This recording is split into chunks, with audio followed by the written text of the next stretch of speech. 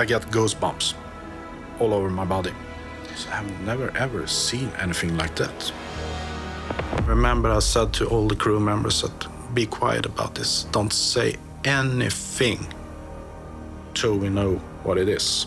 In the freezing darkness of the Baltic Sea, 90 meters down, lies a massive shape that shouldn't exist. When Dennis Asberg first saw the sonar image, he thought it was a glitch, a perfect 90-degree disk of stone or steel. But as the divers descended, the truth became far more terrifying. Peter said to me, okay, you do whatever you do. I called the newspaper in Sweden. That was the start of a new life. Electronic systems died, compasses spun wildly, and the air turned cold with the realization that this wasn't geology. It was a message from a world we don't understand. The ghost of the Baltic. The story began not with a quest for aliens, but with a hunt for liquid gold. In 2011, the Ocean X team, led by Peter Lindberg and Dennis Asberg, was scouring the seabed between Sweden and Finland. They were professional treasure hunters, the kind of men who spend their lives chasing the ghosts of sunken merchant ships and the crates of rare champagne often trapped within their rotting hulls. The Baltic Sea is a graveyard for such ships. Its low-oxygen, dead zones acting as a perfect preservative for history. But on that June morning, the side-scan sonar didn't return the familiar jagged silhouette of a wooden mast or a rusted keel. Instead, it painted a picture of something that defied every law of maritime archaeology and geology.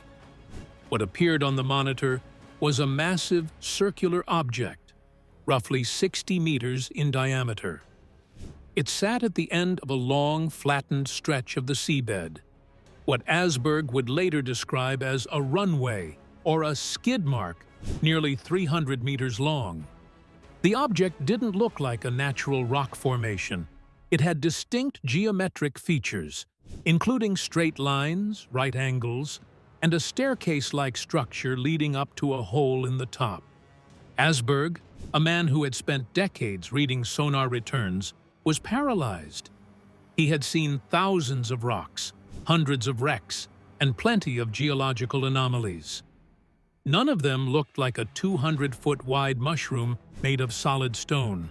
This was something manufactured, something that had hit the floor with immense force. The discovery immediately triggered a media firestorm. Tabloids dubbed it the Baltic Sea UFO. But for the team on the deck, the excitement was tempered by a growing sense of dread. The Baltic is a notoriously difficult place to work. It is dark, murky, and incredibly cold. As they prepared for the first manned descent, the atmosphere on the ship changed from the triumph of a find to the tension of a confrontation. Asberg noted that the object felt wrong even before they touched it. It sat in a region of the sea that was remarkably empty, as if the local marine life was giving the site a wide berth. As the divers suited up to drop into the blackness, they weren't just looking for treasure anymore. They were looking for an explanation for an impossible geometry that seemed to have crashed into the earth and stayed there, waiting for someone to find it. But as the first diver broke the surface of the water, but we did go deeper and deeper in the discussion regarding this, and the team realized the sea wasn't just hiding a secret, it was actively defending one. The dead zone. The moment the divers began their descent toward the anomaly, the laws of physics seemed to warp. It started with a flickering on the bridge of the Ocean X. Satellite phones, which are the only lifeline to the outside world in the middle of the sea, suddenly lost their signal. Then, the high-definition cameras intended to document the find began to glitch. This wasn't just a technical hiccup. It was a total electronic blackout that occurred only when the ship was positioned directly above the object. Dennis Asberg watched in disbelief as the equipment they had used for years without issue simply gave up. As soon as the boat drifted a few hundred meters away, the signals returned and the devices powered back on. As soon as they returned to the site, the dead zone claimed them again. Underwater, the situation was even more unnerving. The divers reported that their dive computers, critical devices that track depth and oxygen levels, began to malfunction. Compasses spun in useless circles, suggesting a massive magnetic interference that shouldn't exist in a seabed made of silt and stone. The water around the anomaly felt thick and static, and several divers reported an overwhelming sense of being watched. They found that the object was covered in a layer of soot-like material. Nej, men det har varit ganska få Atlantis-förespråkare faktiskt. But beneath it was something that looked like scorched metal or burnt rock. Despite the freezing temperatures of the Baltic, the object itself seemed to emit a strange, localized warmth in certain areas, defying the natural thermal layers of the ocean. Asberg and his team were experienced professionals, but the sheer hostility of the environment started to take a psychological toll. It wasn't just the dark or the cold, it was the feeling that they were trespassing on something that was still active. One of the most terrifying moments came when the team tried to take a sample of the material. As they approached with their tools, a massive electrical surge was recorded on their remaining analog sensors. The divers felt a vibration in their teeth, a low-frequency hum that vibrated through the water and into their bones. It was a warning. Every time they tried to penetrate the surface of the anomaly, the sea seemed to push back with a series of inexplicable mechanical failures that put the men's lives at risk. The dead zone wasn't just a physical space, it was a wall of silence. The team had arrived expecting to find a shipwreck or a rock. And as you have seen, we have used our side scan sonar also. But they had found a place where technology was stripped away, leaving them vulnerable and blind. Asberg would later say that it felt like the object was generating a field, a protective bubble designed to keep the modern world at bay. This wasn't the behavior of a glacial deposit or a random collection of stones. It was the behavior of a machine, or perhaps a tomb, that was still drawing power from a source they couldn't identify. This mechanical sabotage moved the mystery from the realm of treasure hunting into a desperate fight for scientific clarity, geology, or galaxy. When the Ocean X team returned to the surface with their grainy footage and harrowing tales of equipment failure, they expected the scientific community to mobilize. Instead, they walked into a buzzsaw of skepticism. The debate that followed would split the world into two camps: those who saw a natural wonder and those who saw an extraterrestrial intruder. For the geologists, the answer was simple, if a bit convenient. He started the deep-sea exploration company, Ocean X Team. They argued that the Baltic Sea anomaly was nothing more than a glacial deposit, a drop stone left behind by retreating ice sheets during the last ice age. They claimed that the movement of the ice could have carved out the straight lines and that the runway was merely a natural ridge formed by thousands of years of shifting currents and silt. But to Dennis Asberg and the divers who had actually touched the structure, this explanation felt like a desperate attempt to ignore the evidence. Nature rarely works in 90-degree angles, and it almost never builds staircases. Asberg pointed to the skid mark behind the object, which looked exactly like the path of something that had made a controlled, heavy landing. If it were a glacial deposit, why was it sitting on top of the seabed rather than buried within it? Why was there a distinct pillar or pedestal holding the disk up, making it look more like a mushroom than a boulder? The geological explanation could account for the stone-like material but it couldn't explain the architecture. The mystery deepened when samples were finally analyzed. While some labs identified the material as common basalt, others found something far more puzzling. Some of the fragments contained limonite and goethite, metals that are not commonly found in that specific part of the Baltic Sea. Diving with salvage shipwrecks around the world and cargo from shipwrecks. Even more startling were traces of processed metals that looked like they had been subjected to intense heat, almost as if they were part of a mechanical housing. These weren't just rocks, they were composites. This led to the galaxy theory, the idea that the anomaly was a piece of ancient technology, perhaps a downed craft, or a deep-sea monitoring station that had been submerged for millennia. The conflict between geology and galaxy wasn't just about rocks, it was about the limits of our own understanding. If the scientists were right, nature had pulled off a freakish, one-in-a-billion coincidence of geometry. If Asberg was right, history was a lie, and something from beyond our world was resting in the mud of a European shipping lane. The more the experts talked, the more they seemed to be talking past each other, leaving the Ocean X team caught in the middle of a war for the truth. This intellectual stalemate only served to heighten the mystery, as the public began to realize that no one, not even the most prestigious universities, could give a definitive answer. But while the scientists argued over stone samples, Dennis Asberg was harboring a much darker suspicion about what he had truly seen. The Asberg Confession. For years, Dennis Asberg played the part of the cautious explorer, but as time passed and his health began to decline, the mask of the treasure hunter started to slip.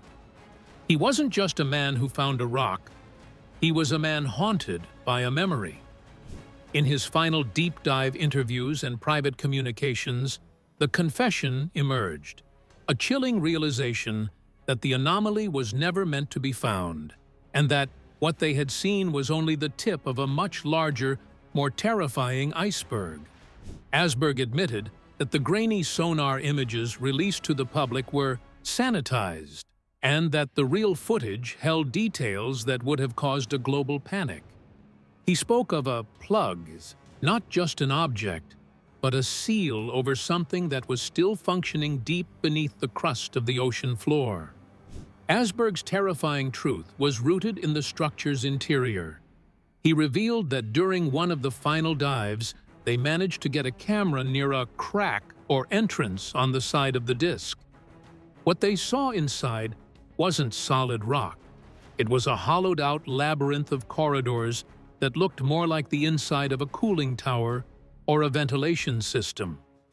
There were internal walls that appeared to be made of a smooth, obsidian-like glass that didn't match any of the basalt samples taken from the exterior. You see it has very fine crystals that indicate. He believed the exterior stone was actually a protective shell, a layer of calcified minerals and soot that had built up over thousands of years to hide a metallic core. To Asberg, it wasn't a crashed ship. It was a permanent installation. The most jarring part of his revelation involved the frequency. Asberg confessed that the team had recorded a signal emanating from the anomaly that was never made public. It wasn't a radio wave or a sound, but a rhythmic electromagnetic pulse that occurred every 20 minutes. This pulse, he claimed, was what caused the electronic dead zone. He felt that by approaching the object, they had inadvertently woken it up. He spoke of nights on the deck of the Ocean X, where the entire crew felt a deep sense of psychological dread, a collective feeling that they were being scanned by the very thing they were trying to study. He became convinced that the anomaly wasn't dead at all. It was in a state of low-power hibernation. His confession also touched on the runway. While geologists called it a ridge, Asberg insisted it was a path of destruction. He described seeing giant crushed boulders at the start of the path, as if something incredibly heavy had been dragged or had slid across the floor with enough friction to melt the sand into glass. He believed the object had arrived from above, hitting the water at a shallow angle and skipping across the seabed until it came to rest. But more importantly, he believed that the skid mark was actually a cable or a conduit that led further into the deep, connecting the anomaly to a second, even larger structure that the team was forbidden from exploring. Why would a treasure hunter keep this secret? I was following the rope and then, woof, I felt the wreck on my knees. Asberg explained that the pressure from outside interests became unbearable. He spoke of men in suits who appeared at the docks and of sudden, unexplained phone calls from government agencies that weren't interested in archaeology. He was told, in no uncertain terms, that the site was now a restricted zone for national security reasons. The terrifying truth wasn't just about the object itself, but about the fact that our governments already know what it is, and they are terrified of it. Asberg felt that the world deserved to know that we are not alone in the Baltic, but he also feared the consequences of being the one to break the silence.